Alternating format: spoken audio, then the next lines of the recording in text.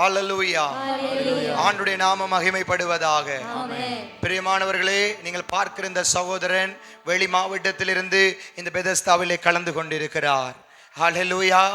இந்த சகோதரனை இவருடைய கிராமத்திலே ஊழியத்தின் நிமித்தம் நாங்கள் கடந்து போன பொழுது, நாங்கள் ஊழியத்துக்கு போன இடத்திலே சகோதரனை குறித்து கேள்விப்பட்டு, இந்த ஊழியத்தை குறித்து கேள்விப்பட்டு இவர் வந்திருந்தார். இவர் ஒரு சாரதி, இவர் ஒரு வைத்தியசாலையிலே சாரதியாய் ஆம்புலன்ஸ் டிரைவராய் இருக்கிறார்.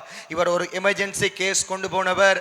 சகோதரன் வந்திருக்கிறார் இந்த இடத்திலே என்று கேள்விப்பட்டு தன்னுடைய வியாதிக்காக ஜெபிக்கும்படியாய் ஒரு இரவு கடந்து வந்திருந்தார். பிரியமானவர்களே, அவர் வருகிற பொழுது நீங்கள் பார்க்க முடியும், இவருடைய கைகளை நீங்கள் பார்க்க முடியும். இந்த கைகளில் எல்லாம் கடி, இந்த கைகளில் எல்லாம் இவரை நான் முதலாக பார்க்கிற பொழுது இந்த கைகள் தழும்புகள் இருக்கிறது.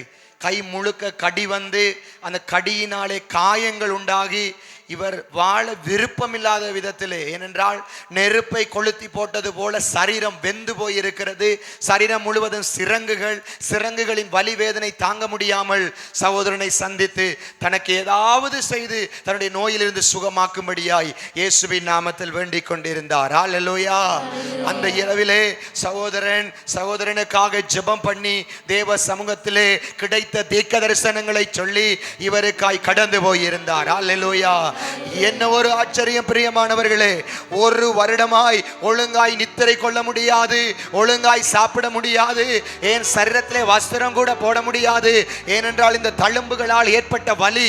ஆனால் அன்று இரவு செய்த ஒரே ஜெபமும் பரலோகத்திலிருந்து வந்த தீர்க்க தரிசனமும் சகோதரனுடைய சரீர கடியிலிருந்தும் சரீரத்தில் இருக்கிற தழும்புகளிலிருந்தும் பரிபூர்ண விடுதலையை கொடுத்திருக்கிறது.